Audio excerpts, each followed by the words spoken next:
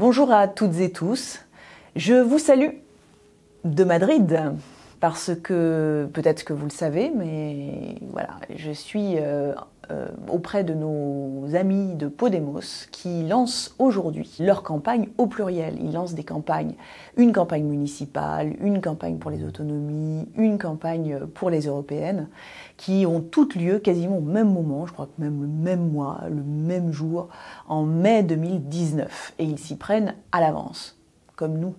Il va falloir qu'on s'y mette aussi, et c'est un de vos chantiers aujourd'hui. Donc je suis invitée à Madrid, ce qui est aussi un signal pour nous important, puisque vous vous rendez compte qu'en étant auprès des camarades de Podemos, nous mettons en œuvre concrètement les coopérations, les liens, les amitiés politiques qui se nouent entre nos deux pays, entre nos deux forces, qui sont des forces qui, sur plein de sujets, défendent les mêmes orientations, les mêmes thèmes. On utilise souvent des mots très proches. Par exemple, je crois que vous savez ça aussi, nous avons engagé une campagne.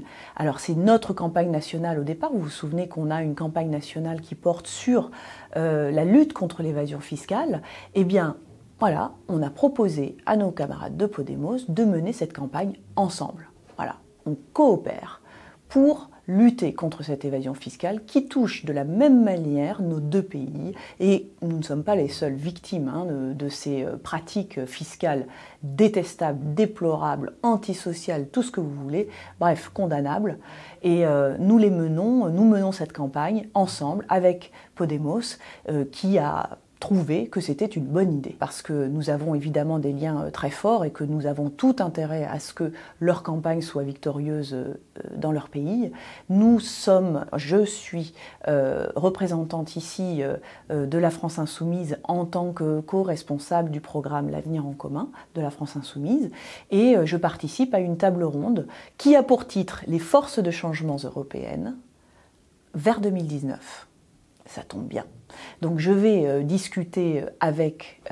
débattre avec des responsables qui sont déjà députés européens, Miguel Urbán, qui est député de Podemos européen, et Marisa Matias, qui est, elle, députée portugaise européenne, et qui vont avec moi discuter de ces questions de campagne, de comment on fait campagne ensemble, de comment on fait campagne dans nos pays respectifs, et quelles sont finalement nos aspirations communes et notre projet européen commun.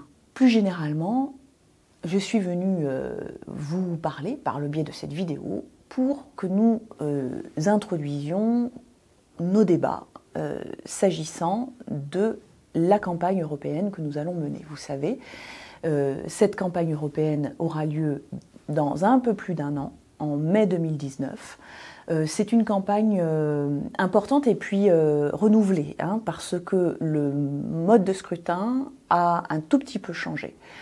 Nous ne élisons pas des députés européens par circonscription, mais nous les élisons sur la circonscription nationale, c'est-à-dire qu'il n'y a qu'une seule liste nationale par organisation qui présente des candidats, si bien que nous avons à pourvoir une liste de 74 membres, 74 représentants français au Parlement européen, complétée par, et là on ne sait pas encore exactement combien, il y aura de sièges réattribués après le Brexit, mais on attend probablement 5 sièges de plus, puisque la Grande-Bretagne va laisser ses sièges, puisqu'elle quitte les institutions européennes, eh bien on va en récupérer quelques-uns. Il est probable qu'on en récupère donc 5 de plus, ce qui ferait donc une liste nationale à constituer de 79 membres pour cette élection.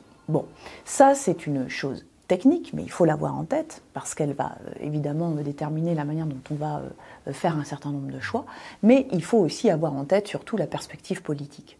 Bon, vous le savez, cette élection européenne n'est pas du tout, mais alors pas du tout, déconnectée des difficultés politiques internes, nationales, française qu'on rencontre en ce moment sous l'empire de ce gouvernement et de ce président Macron.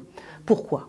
Parce que Macron est quelqu'un qui met en œuvre une feuille de route dictée par la Commission européenne en particulier.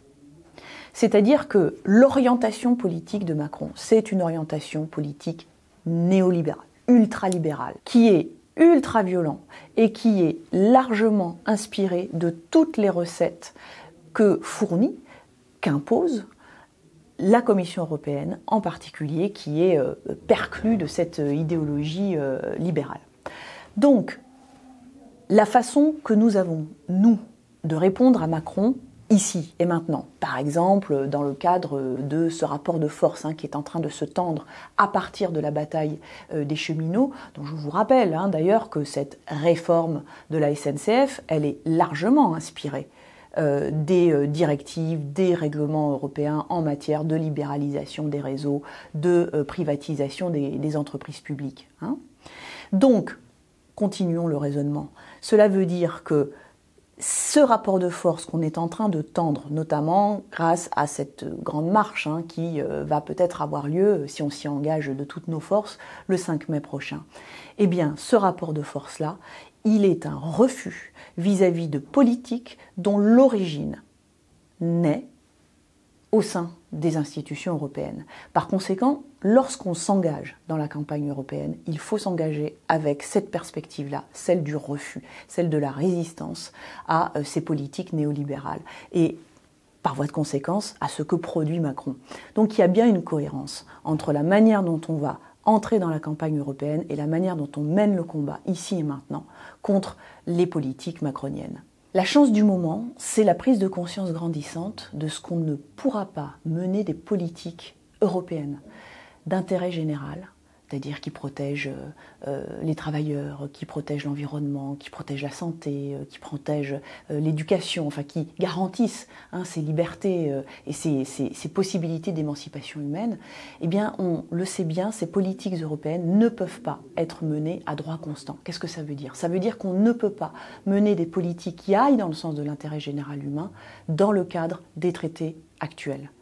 Donc, cette idée-là, qu'il y a quelque chose qui ne va pas en haut de la hiérarchie des normes, elle est assez répandue. On ne peut plus faire croire qu'on peut continuer et qu'on peut modifier les choses, qu'on peut faire bifurquer l'Union si on ne revient pas sur les traités qui encadrent ou sur les normes qui encadrent toute action au niveau européen.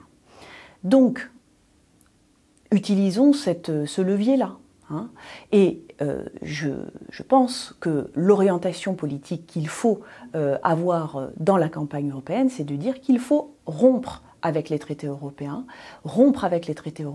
c'est-à-dire agir contre tout ce qui étouffe la possibilité d'exprimer cet intérêt général, c'est-à-dire les lobbies, d'abord, c'est-à-dire ces procédures complètement alambiquées, pas du tout démocratiques, dans lesquelles le dernier mot est jamais en fait au peuple, mais est toujours à la Commission, c'est-à-dire le dogme tout simplement de la concurrence libre et non faussée, c'est-à-dire la finance, c'est-à-dire les paradis fiscaux auxquels on se garde surtout de faire obstacle, c'est également les obsessions sécuritaires qui font que cette Europe est devenue une espèce de forteresse dans laquelle finalement ceux qui en tirent leur épingle du jeu le plus avantageusement sont finalement les forces de l'obscurantisme, les forces d'extrême droite, de la haine, etc. Donc tout ceci, ce sont des carcans, ce sont des obstacles à la possibilité de mener des politiques européennes conformes à une volonté démocratique qui ne peut que vouloir l'intérêt général. En gros, pour cette campagne européenne, et pour accomplir ce grand changement, cette grande transformation sociale au niveau européen, il faut prévoir un plan de résistance aux normes imposées par l'Union européenne. Entre nous, c'est le plan A, quoi. Et 2, il faut préparer les conditions auxquelles un plan B pourrait advenir. Voilà. Et pour cela, il faut qu'on ait des députés qui soient bien placés pour agir dans ce sens. Votre assemblée représentative, ça va être l'occasion d'ouvrir ce chantier-là, de le discuter et de mettre au point ces orientations politiques, les mots, les termes qu'il faut utiliser pour faire passer ces idées et ces orientations. Donc c'est du boulot, c'est le début d'un gros travail qu'il va falloir mener ensemble, selon des modalités qui seront présentées par Bastien. Donc, on résume, notre responsabilité, c'est de produire un texte programmatique et de constituer une liste qui porte ses aspirations à une Europe insoumise, à une Europe qui refuse le dogme libéral actuel qui nous écrase. Il s'agit ici vraiment d'un enjeu de société majeur. Mais ça, on connaît, on l'a déjà fait à la maison pendant les présidentielles et les législatives. Et la voie est ouverte pour continuer et sanctionner à cette occasion aussi la politique qui est menée par ce gouvernement déplorable. Voilà. Donc au boulot, bon travail à tous.